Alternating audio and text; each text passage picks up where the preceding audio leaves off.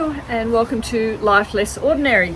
This afternoon what I am doing is refilling and making up our chicken feed for our chickens. Now we have a number of chickens, upward of 30 at the moment, 4 roosters as well, and the way we have been able to save money on feed is by fermenting our feed.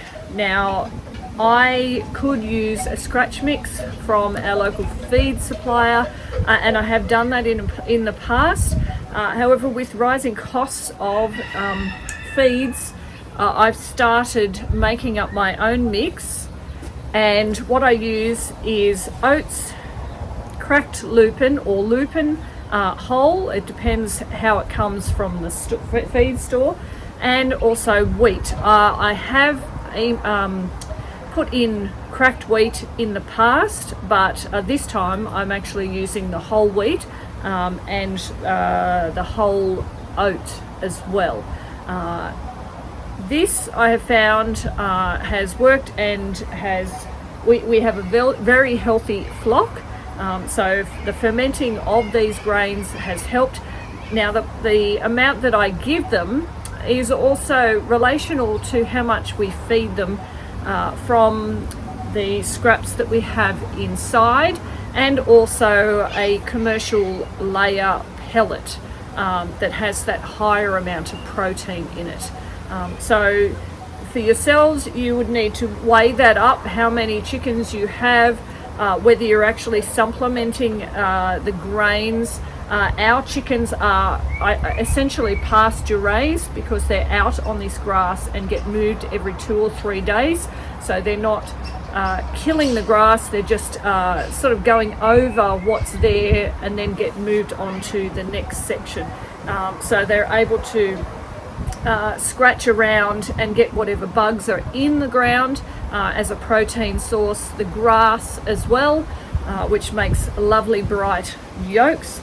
And then we're supplementing with like I said, with the scraps from inside that may contain meat as well, as just leftovers from meals, as well as the seed, that mixture that I do make up. Now you'll notice here that we have these red wheelie bins here in Australia, that's what we call them. I have managed to pick up these for around $20 from the local resource recovery centre or tip.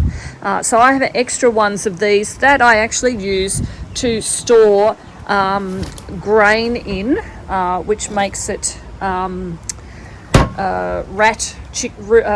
and other rodent proof. So you can see there I have some bins there, and then over behind these bikes I've got some other bins there. So these are these extra ones that we use to store grain.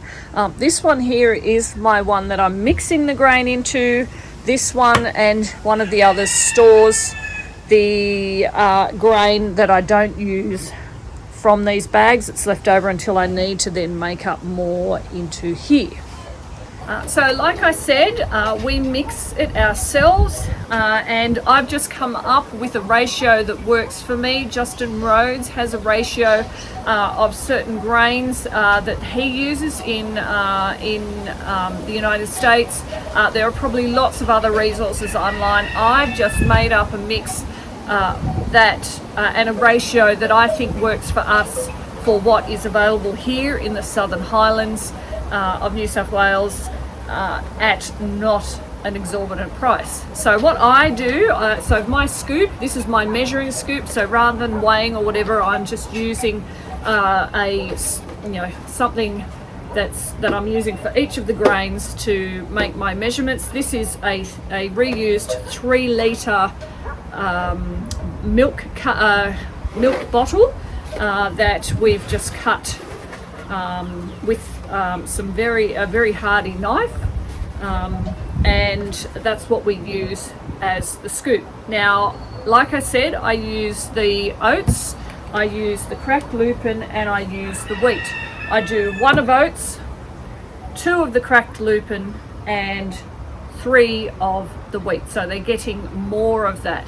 So I scoop that in, you know, 1 of the oats, 2 of the Lupin, 3 of the wheat. Give it a mix in this bin that I'm filling it into, then go again and add that on top, give it a mix, keep going until I fill up this container, and that's this bin, this wheelie bin, which is then what we use to fill up our containers to feed our chickens with. So I'm going to fill this up, and you'll be able to see what that looks like. So as you can see, we have the fully filled up and mixed bin of a mixture of oats, wheat and cracked Lupin in there. And if we have any feed bags that are left with leftover grain in them, like I have here, I will then put them into this spare bin that I have over here. That way, like I said before, they are rodent proof, and I can just easily check when we have to make up more of this mix, what I actually need to get more stock of, so that I don't feel that I have to just mix it all in there. I can leave some left over and use it to add on to what we then have to buy, and not waste all this product that we have. As you can see here, we have 3 10-litre buckets, which we keep for our 3-day rotation of feeding the chickens. So we have 2 buckets here that already have feed in them. So one was filled up yesterday, the other one was filled up the day before, and they sit there with lids on for those 3 days, and then on the 4th day it then gets emptied out using a bucket that we have drilled holes in, and we drain that fermented liquid out, and then just give them the seeds, the seed that has been fermenting and started that germination process, so they actually plump up. It gives a lot of good nutrients to the chickens. It has saved me probably, I'm feeding them half as much grain as what I was before I started fermenting, because with the fermentation process and the starting of this germination process, it actually bulks the seed up and bulks the amount of feed that's in the bucket. So what we do is, for our number of chickens, I put 8 scoops into this bucket.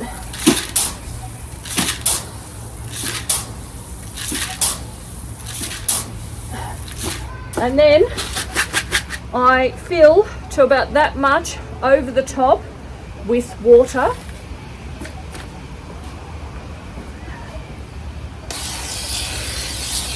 And then once that's filled up, we'll put the lid on it, and it will ferment for the 3 days and get used in 4 days' time.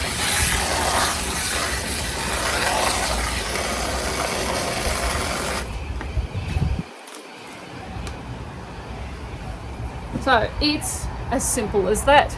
I hope this has been helpful to some of you. Thank you for joining us in our Life Less Ordinary.